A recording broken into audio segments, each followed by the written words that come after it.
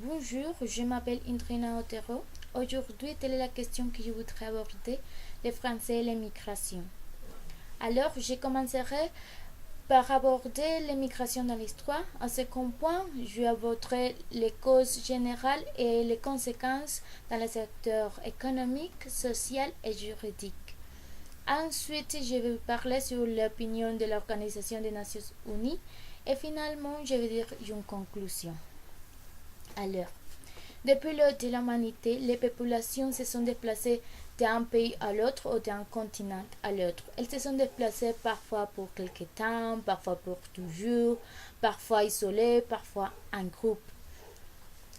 Mais certaines migrations ont pris de très grandes proportions. Concernant l'immigration, les Français a depuis toujours été une nation cosmopolitique, riche d'une longue histoire d'immigration, mais un relatif faible d'émigration. Le pays a connu des vagues successives d'immigrés italiens, espagnols, polonais et portugais au cours du XXe siècle.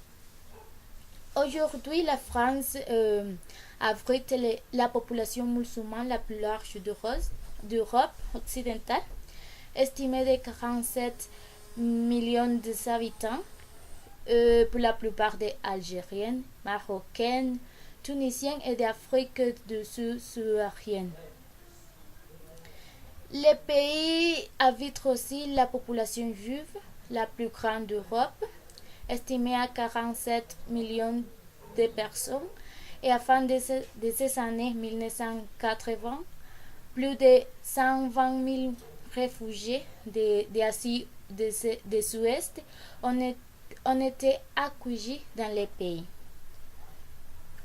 Au cours du siècle, la naissance des empires et la constitution des États ont fait apparaître la nécessité de contrôler ces migrations et de déterminer des règles et établir des lois pour faciliter la liberté du commerce et préserver en même temps l'intégrité nationale et la sécurité de l'État. Alors, la cause de ces migrations sont nombreuses. Catastrophes naturelles, changement climatique, épidémies, conquêtes, guerres, persécutions politiques ou religieuses à la recherche de moyens d'existence ou de travail, etc. Ces mouvements ont provoqué la fusion de peuples différents. Le métissage a fait naître de nouvelles cultures, de nouvelles civilisations, souvent au dépend des peuples conquis. Les conséquences de l'immigration du point de vue économique pour les pays d'accueil, l'immigration a un effet positif car il apporte des main-d'œuvre prête à l'emploi, mais il rêve également des aspects négatifs car il y a une population à gérer. Par ailleurs, l'envoi d'argent vers le pays d'origine a un impact sur les taux de moyens dans les pays d'immigration. Pour les pays d'origine, l'immigration est positive par l'envoi d'argent aux familles. Cependant, la base de main-d'œuvre disponible dans ces régions entraîne tout effort de relance économique. Et d'abord, dans le point de vue social, dans les pays d'accueil, l'accroissement des minorités ethniques engendre phénomènes de racisme et de xénophobie. D'autre part, dans les pays d'origine, la baisse de la population a réduit des conflits sociaux et a stabilisé le pouvoir politique.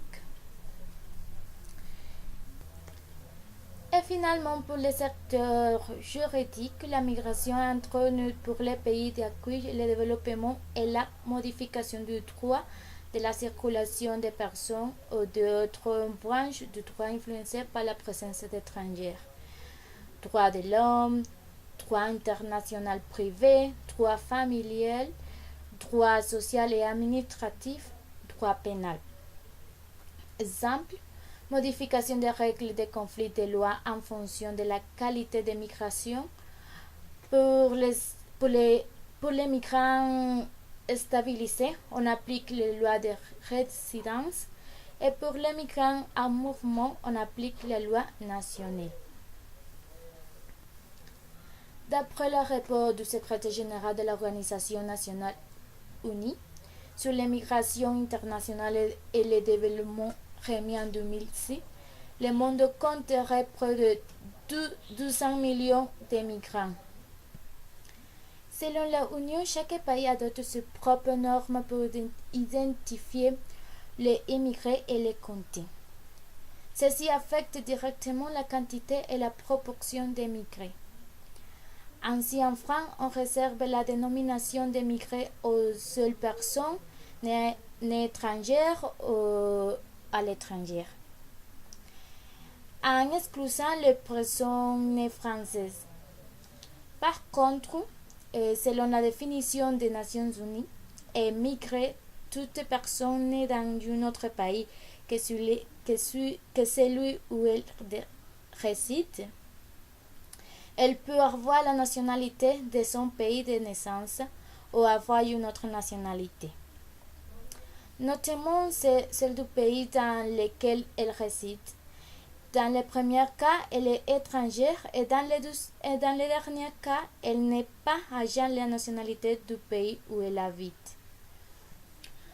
En conclusion, la migration est un sujet très sensible qui sera toujours un sujet de débat entre politique et économique.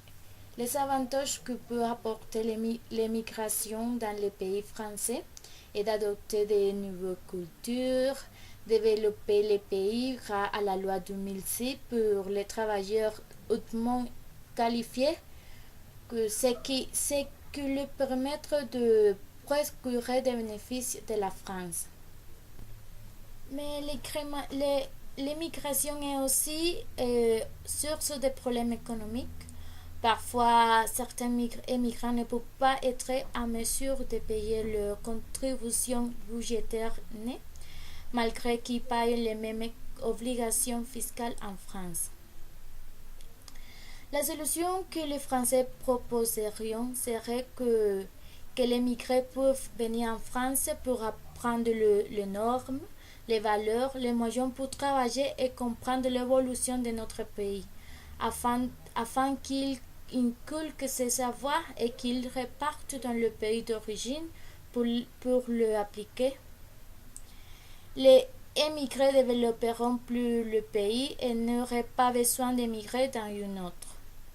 Car si la France accueille tout le monde dans son pays, la population risquerait d'atteindre sa saturation et nous serions obligés de fermer la frontière. Merci pour votre attention.